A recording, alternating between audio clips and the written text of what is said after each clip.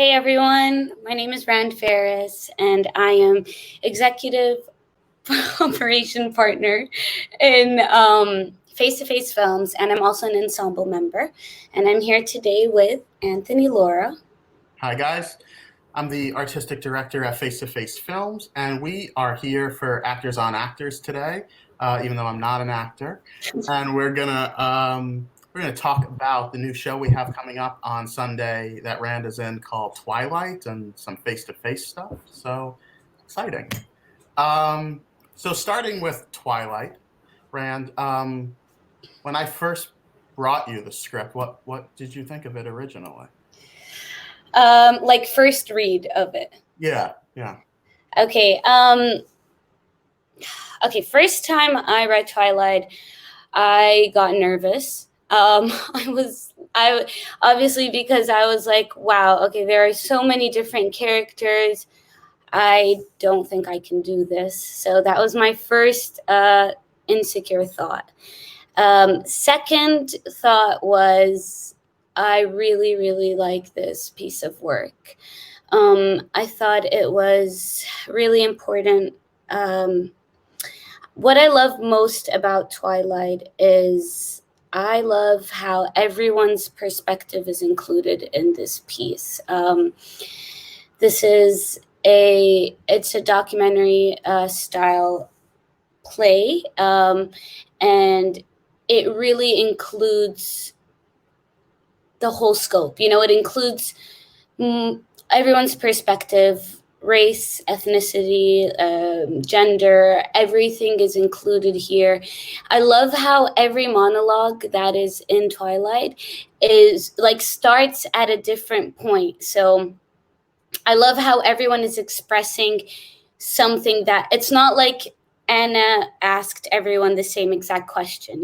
I love that every monologue shines light on one perspective of their life that correlates with the LA riots. So I just like how diverse it is, how different each monologue is, and it just really puts into context. It just really connects, I think everyone in relation to one event and how everyone reacts to it. So that's what I enjoy. Yeah, I love that about the one event. Mm. Had you read any of Anna's work before? No, this was my first introduction to Anna. And also, this style, not, I wouldn't say like verbatim theater, but like this, like embodying over like Hmm. 40 characters and being all of them. This was my first play that I read in this style of a one person show. Awesome. Mhm. Had you read a lot of one person shows before? Um, I haven't read that many. I have seen a few. Um, I really enjoy when one person shows. I think they demand a lot of strength and courage and just a lot of charisma and character to be able to be engaging in that way for to carry on like a whole show. I think that's what interests me most is just how is this person going to carry on a show, and am I going to be interested for the whole thing more than the story itself. So Right. I am drawn to one person shows for the challenge of it as an actor performer. Awesome. Yeah. I wanted to ask you, why did you choose Twilight? Um, so I love Anna Devere Smith. I got to know her first as an author, not a playwright. Mm-hmm. She wrote this incredible book called Letters to a Young Artist. Um, and then I started following her on this show that I loved, that's no longer on, called Nurse Jackie. Mm-hmm. So just her acting drew me in right away. And then I had known about Twilight. I had never seen it done. Mm-hmm. Um, and then starting to think about shows that we were curating this year, and everything that was going on with George Floyd and Black Lives Matter and things like that, I started thinking about this show, and as we've been seeing, there, it's very, very similar to these events. Not much has changed, unfortunately. Even some of the same people who are still speaking out now, like Maxine Waters and people of that sort. I was looking at the Rodney King video yesterday, and one of the top comments is a comment that if you didn't know you were watching the Rodney King video, I felt could very much be about George Floyd or anything. And the top comment was, "Think about how many are not on videotape." Yeah. Um, so so again, just thinking about this from the perspective of putting it into a one-person show for you, that was something I was thinking about, and just highlighting how we're working hard, but we still have a ways to go. I mean, this was 1992. This plays take place on. Definitely. Yeah, that's a good point you bring. Like, that's another reason why it's just what exactly you said. Like, there's a long way to go. The same people are still advocating for the same stories and the same thing. And like, again, like you asked me, what was your first thoughts, is how much it resonates with today still. It could very well be about 2021, you know what I mean? So it's important. It's heartbreaking still to see and witness that things are still, things change, and Sure. Yeah, say absolutely. there's little changes, but the bigger picture is that there's still a miles way to go, like you said. Yeah, I mean, I think it's also remarkable, and I feel like we take this for granted sometimes, and I know I do, is we talk about people like Maxine Waters who have been fighting for so long, but to see the extent of, how hard she was fighting in 1992 and how hard she continues to fight, it's remarkable. hmm It's really a life dedication. Yeah. There's a monologue also in the play that talks about that if you are gonna fight for this, be prepared to fight for this for the rest of your life. This isn't something you go out and you march about once, or you post about, or you talk about for a year and then move on from. This is something, if you're really serious about fighting for this, it's a lifelong fight. So that was something that resonated. Yeah, absolutely. Was there when you read the play originally and Mhm. now that you've been working on it, do any of the monologues hit you differently than your first interpretation of them? All of them, 100%. It's um yes, all of them. When you read something for the first time, also, I think before you sit with it, before you understand it, before you work on it, there is your first like reaction to it and your first instinct. And I think anyone that would read this for the first time would definitely understand the people's feelings and feel with them. But then when you do them over and again, because you're taking one monologue from a whole person, you don't get anything else. You don't hear anything else before about them or anything after. You can research some of these people. There's a lot of them that I can't find much information about. So all I get is what Anna has featured about them. So you start to dissect that one piece and break it down into many different ways. You start to just really understand, like, why is this person saying this one thing, and what does this one thing mean about them, and why are they choosing to say this specific thing? They need this thing to be heard, and why.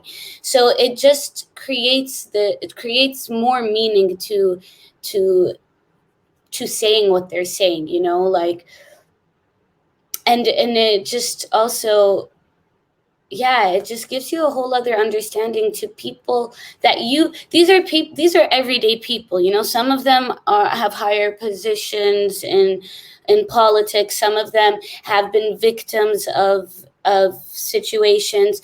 Some of them are witnesses. Some of them, you know, but at the end of the day, these are also, some of them are just everyday people. So it also gives you this connection to them, because like I can connect to these people as like just an everyday person in this scenario itself. So I don't know, there's just a whole different understanding to each person when you only have one monologue of insight to who they are. Yeah. If that makes sense, like the limit creates a depth in a sense, you know. Yeah, I love that. I love that. Yeah, it's a lot. It's a lot to take in and to dissect also in a short amount of time. I mean, there's still, I feel I don't know anything about the people as well, you know, like there's this weird like, oh, I know this about you, but I don't know anything else. Right. Yeah, Yeah. absolutely. Especially the research going in with them being, you know, real people, Uh-huh. not characters. What Yeah. has the how has the approach been different for you? Just in something preparing for something like Streetcar versus um, for something like this. I would say that with Streetcar, you're focusing on one person, one character.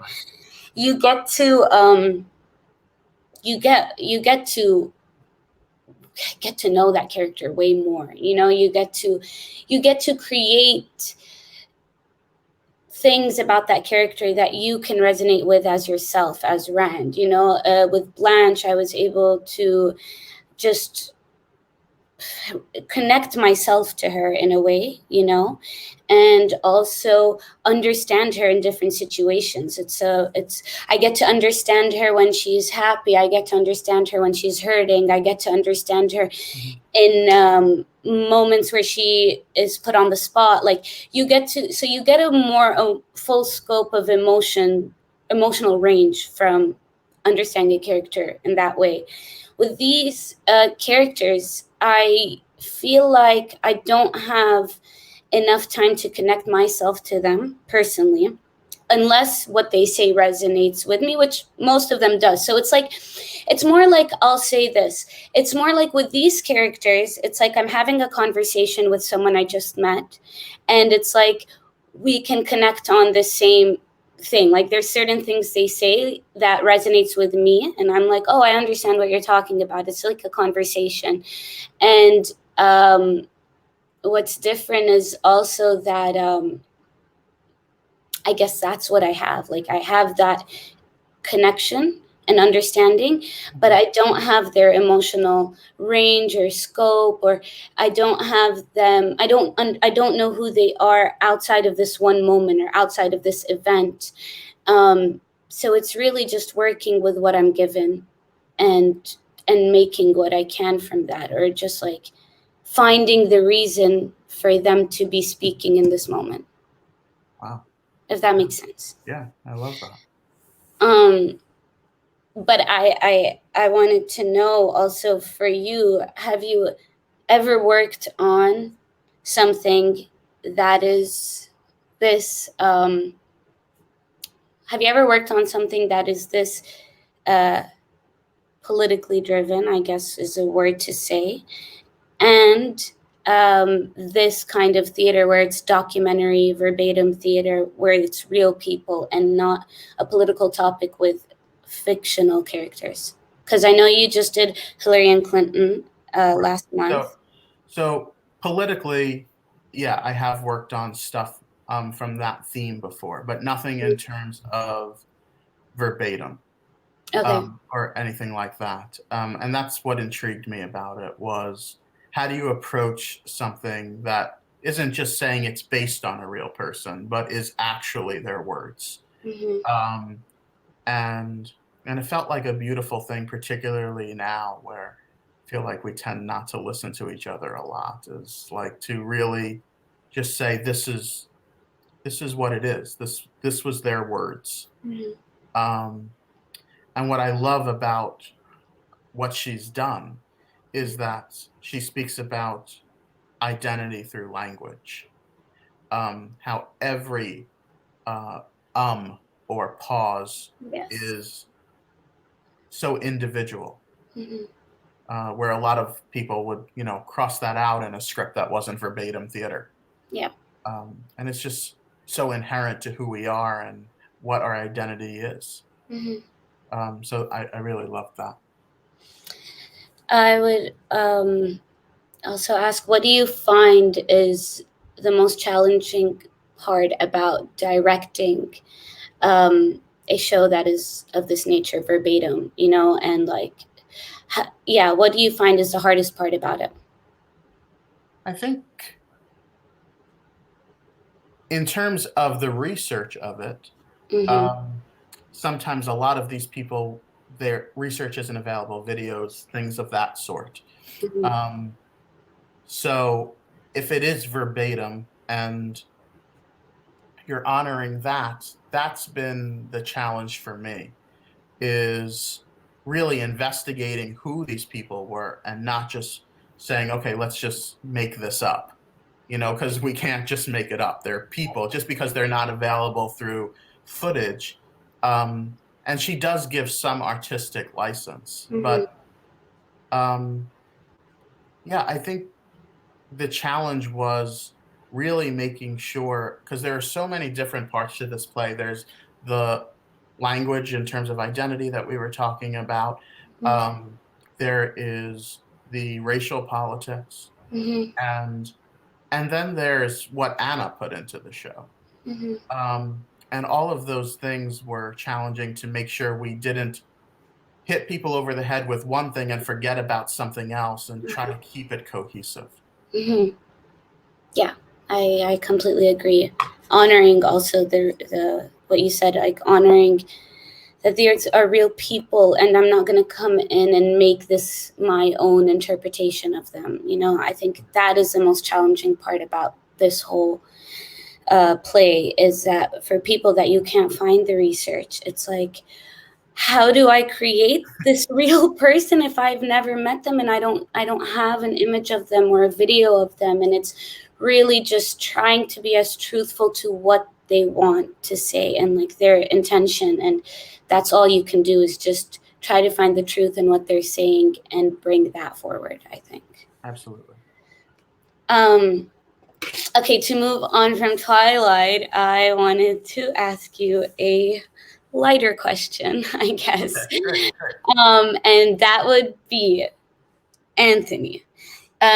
You are a director and a writer, and I know you've expressed some interest in acting here and there, and you work with actors day and night. So I am curious, if you were to have your chance at acting or your moment to act, what role from a movie that you've watched or that you love would you want to be casted in? Like, what is your dream role to be casted? I love that question.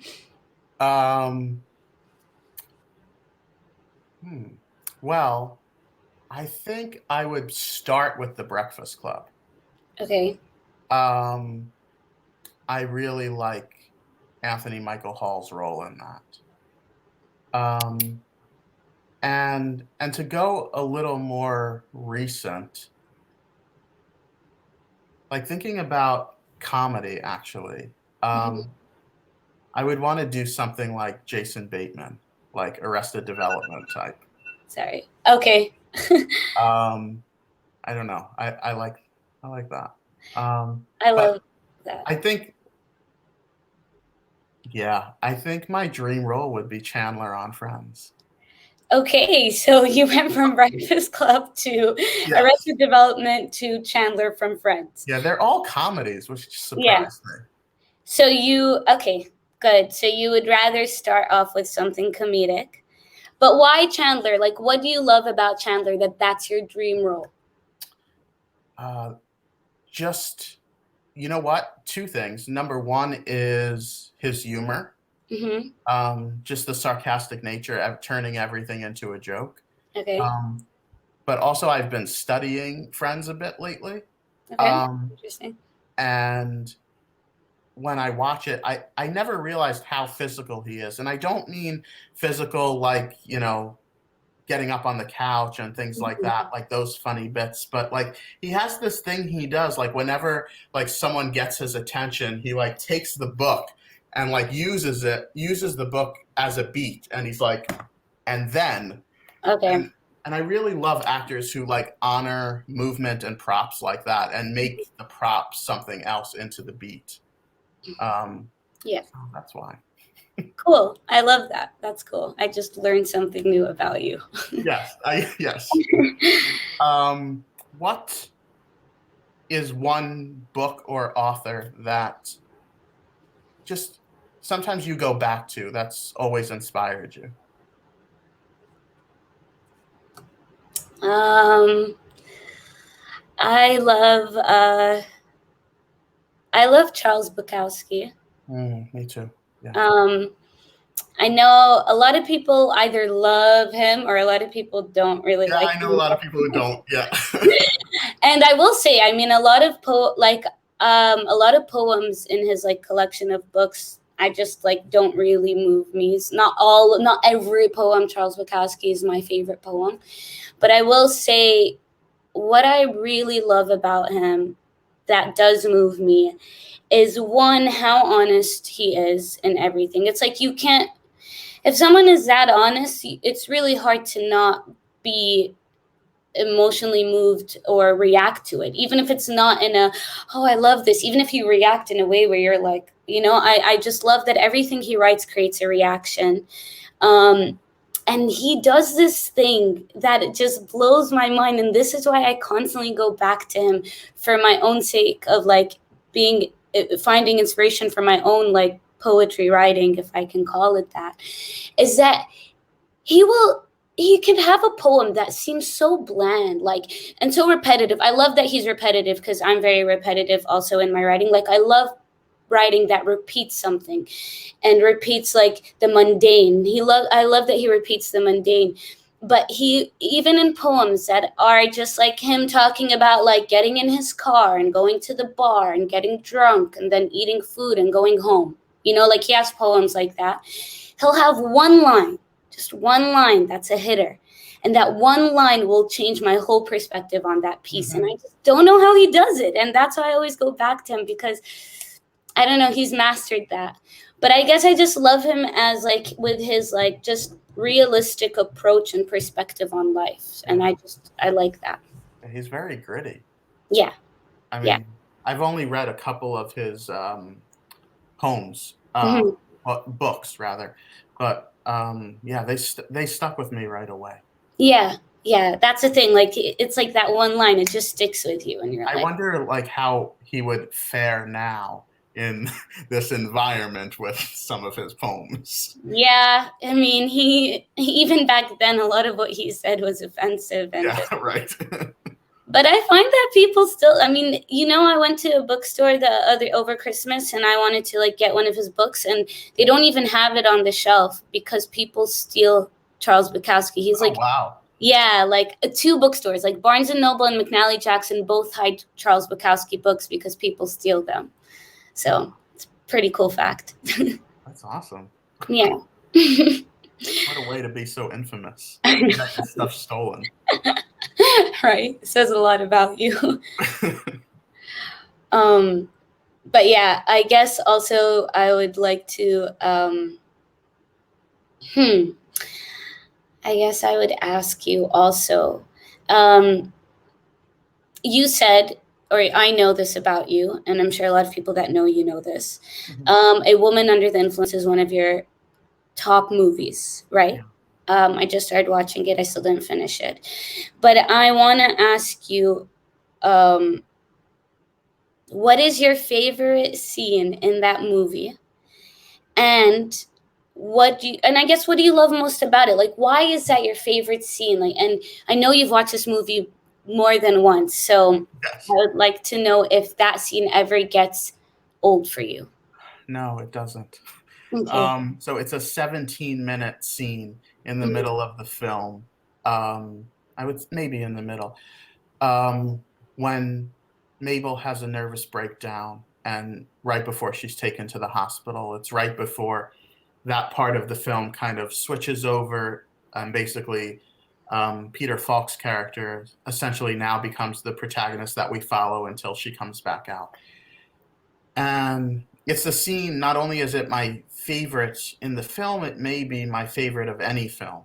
Mhm. Um, it is the most honest thing I've ever seen. John Cassavetes was working the camera, and he has these stories about Jenna Rollins doing this scene, and they were married, Mhm. and she was running through this, and it's I don't know the sequence of how they were shooting, but she was shooting this, and he stopped her, called cut on her, and she didn't know what was going on, why he would cut the scene, and he went over to her and said, "It seemed like you were going crazy. Like I was thought we had to take you to the hospital." And she says in one of these books that it was something like she was in the moment, like Uh-huh. couldn't forgive him for getting her out of that moment. Yeah, like, But he was so terrified for her safety. mm, Um, and I talk a lot about A Woman Under the Influence, and sometimes people do think it's a movie from 1974. People don't really see it as much, but like Brie Larson in Room, that was a big, big inspiration for her performance. Aubrey Plaza um, in Black Bear, Natalie Portman in Black Swan. mm, Um, and it's on a lot of people's lists of movies that kind of inspire them to make the movies they were making. Um, but it's a very, very difficult movie to watch. It's not something you can go back to very often. except 'Cause, you. well, yes, except me. Exactly, I can watch it a lot. Um, but and I don't usually say things in absolutes, but I do truly believe it's the greatest female performance ever put on film. Maybe even the greatest performance. Although Daniel Day-Lewis in Lincoln is something, but female performance, absolutely. Um, and it's interesting because not a lot of people know Jenna Rollins. Mm, Like now, people mm, know her for The Notebook. mm. Oh my God. She's the mom? Well, she was the older Allie, the one who, Oh, really? yeah, Like in the end of it. exactly, yeah. Oh, okay. I didn't even know that, I mean. Okay. But that's something I love too, is when people fall in love with actors in new works and then they go back and watch their old Yeah, works. yeah. Shows like they're interested in what they did when they were also younger and what they were doing. Yeah. Yeah. Really cool. Good to know. Was there a performance for you? Just something that just always stays on your mind that you're just like, how did they do that? Ugh, that's like one of the hardest questions, I feel. Um, yeah, there's so many, and I just like I fall in love so quickly with things and moments and people. Like I love everything, like that's how I am. But I'm just gonna say, I'm just gonna throw one at the top of my head. This isn't my favorite, it's just like one of the ones I like. um I really liked Jennifer Lawrence in Silver Lining Playbook. Mhm. I think that one, she was 21 or 22 when she did that Something film. super young, yeah. Yeah, so super young. That's one thing I'm like, you were so young. Like I look at her and she already felt like she was a woman that lived so many lives. Mhm. I just thought how she went from like having her outbursts to then in the moment like calming down, like, Right. it was just so manic but so controlled, and it just felt like so real. Like she felt like such a such a handful of a person to be around, but I wanted to be around her. You know, she was so interesting, and she was so heartbreaking, and she was so funny. Like, she was just all of these things that I don't know anyone like her. And it's like sometimes hard to look at a character and be like, you're so far from anyone I've ever met that I don't know if I can like even connect to you. But then at the same time be like, wow, I see so many people I know in you, and I see so much of myself in you. And I just thought to be that type of character requires so much work put into it, but it seemed like it just was something that came like second nature to her. And I thought that was just, it made me just, I went back and I watched that movie, and it just like, that's a great movie to me. And I just, yeah, I don't know. I agree. I mean, it's definitely my favorite Jennifer Lawrence performance. Yeah, me too. And it's a special movie, especially just how personal it was to David O. Russell. Mm-hmm. So that was nice. Yeah. I liked that as well. Same. All right, let's talk a little bit about the company. Okay. So my first question is, your first production with us was The Hours. Yes. It was back, so that we rehearsed that in July and put it up in the first day of August. Mm-hmm. And then kind of right after that, you came in to work with us as an ensemble partner, and then moving to creative partner, and then executive operations. So I just wanted to ask to talk about like what that journey's been like, just from the beginning of even just coming in as Sally. Okay, so coming in as Sally, The Hours was the first Zoom play I had done. I had done like a couple of readings, but they were like very casual and just between my friends and I. And we would just like hop on, read a play, and no one was watching, you know, it was just like a one-off thing, and it was easy. I was first thing that like caught me off guard was how talented everyone was. I was kind of like starstruck in a moment. Really, it just blew me away. Like everyone, I mean, like Vivian, Gabe, Chris, I mean, everyone. I'm not going to name drop. Everyone in that was amazing, you know? And coming into that, I felt like I was like, whoa, I have a lot to catch up on. Like, I'm blown away. I was so moved. And I was excited. I was like, wow, this is exciting. Like, it's just like you always hear there's so much talent out there, you know, and I think so many people are talented out there, but you don't always come across these people, or even like your closest friends are that talented. And it's like you always are like, I want everyone to see how talented you are. So it's just like, it just like gave me that it just like not gave me confirmed just like, wow, there's so many talented people around, and you're lucky if you get to come across them and meet them or watch them. So I just felt very humbled and excited to be amongst everyone and working. I learned a lot about myself doing The Hours, and just like how like a supporting role can, like the importance of having supporting roles as well, and like how they carry a story, you know, like how Sally's character carried Vivian's character. Sorry, I'm like losing my word formation. And just like, even if you have such a small character, like understand the importance of a character and like why they're there and what they do to the story and the main person. And that was just something that was cool to like understand, because The Hours had such a big ensemble. And it was interesting to see all the moving parts.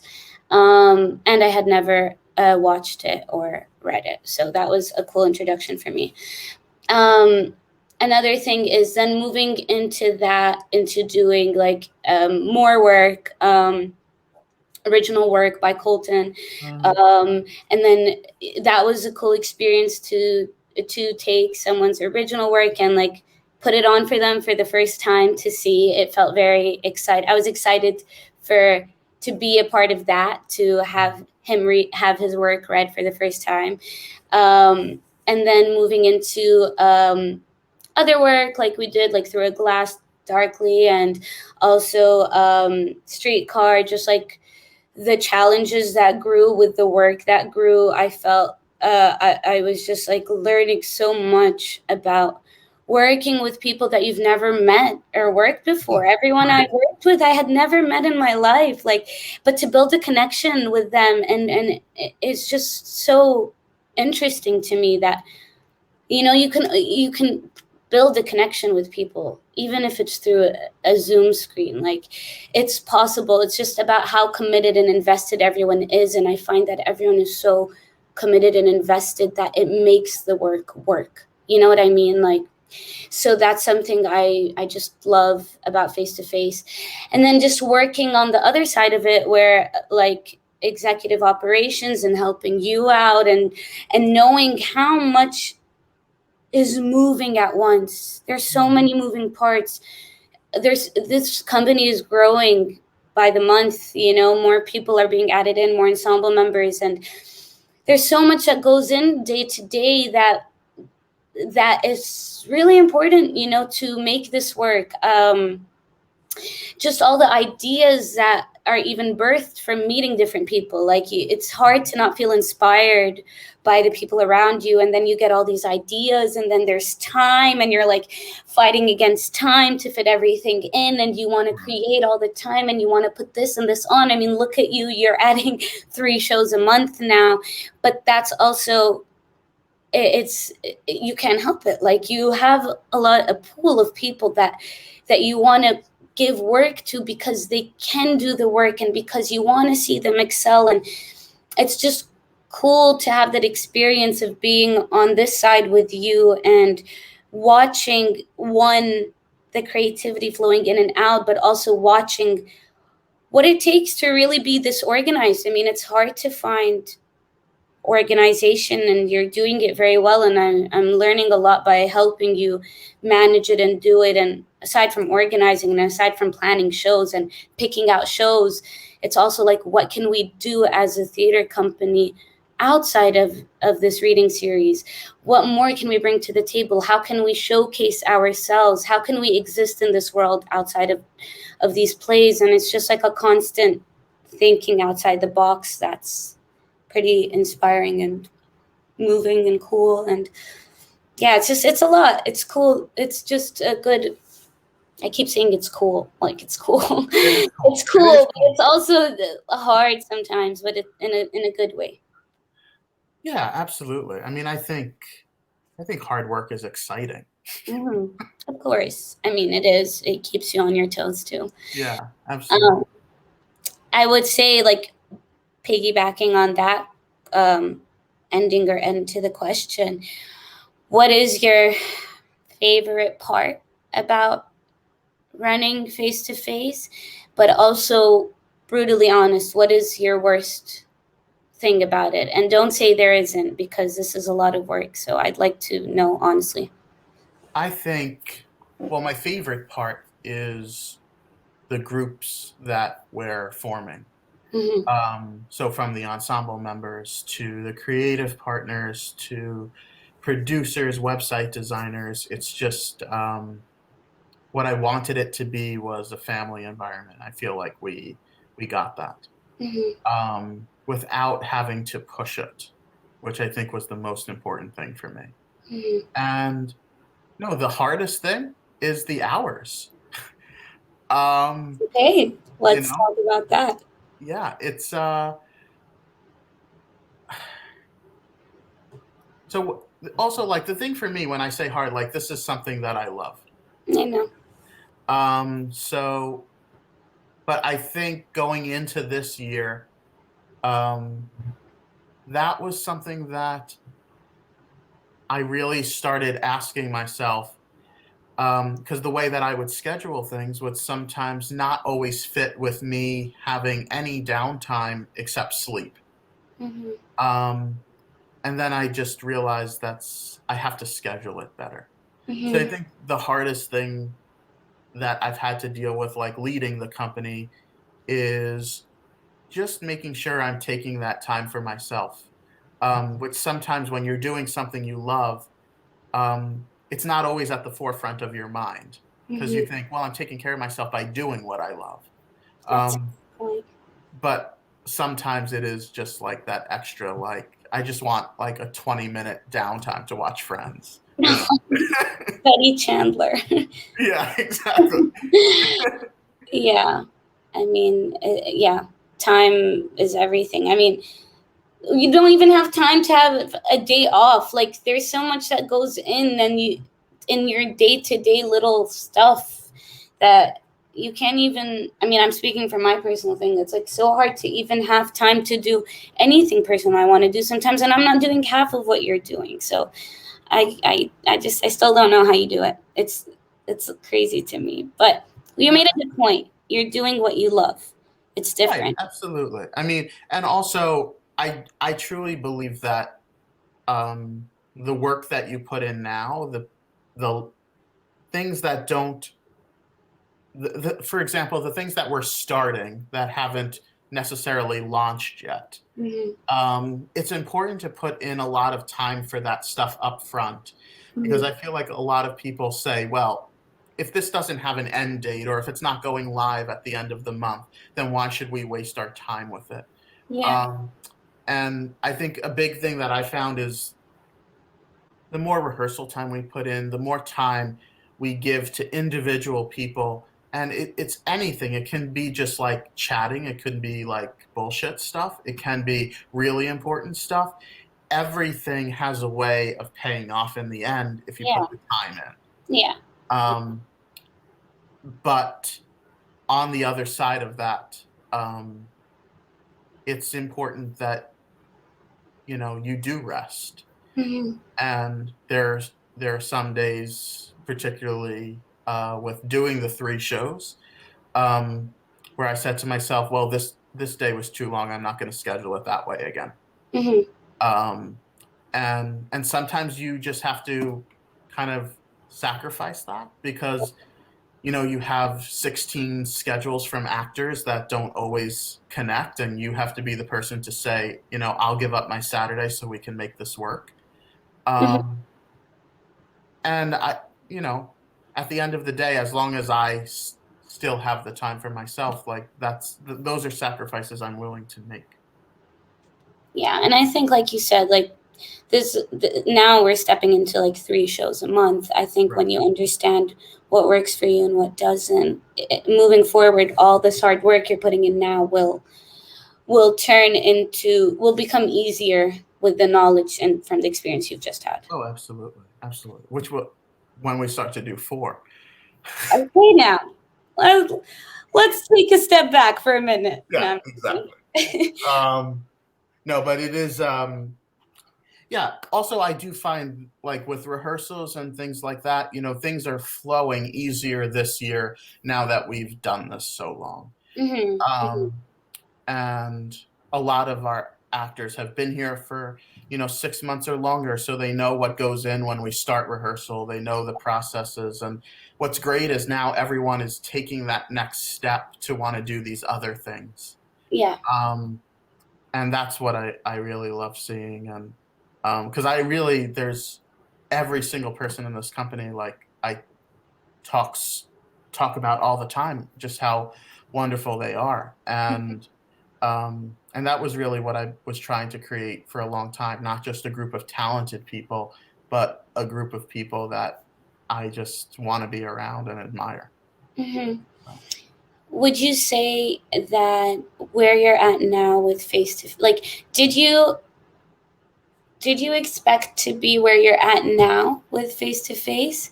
No, No. Okay. So, no, it was a complete surprise the way all of it happened. I mean, even going back to when we started the reads, they were just for fun. And then I would have conversations with other creative partners and people like that and say, I want to bring in more people. And we didn't have the work for it, which is why I didn't bring a lot of people on to begin with, because I'm like, why are we going to bring people on when we're working on the girl with the red hair? Like, we're mhm, going to be doing that for 5 months and no one's going to have work. yeah. Um, But something you said before is I really loved is it's not just about what we're doing in terms of the work. Because a conversation I literally had in my head yesterday was just about like what else do I want to do that's not about writing and directing? Mm-hmm. And that's why the Julia Initiative means so much to me. And starting all these other things, these other projects that we've been talking about that aren't just related to shooting something or putting a show up. Mm-hmm. And those things take time to build. Yeah. Like it's going to be years before I get to where I want to get to with the Julia Initiative. Yeah. But the time that is put into that will show. Yeah, and it'll get you there, like you said. Yeah. You also didn't expect to be here, so Right. all the time that you put in and everything you're putting in got you here. So that's yeah. Absolutely.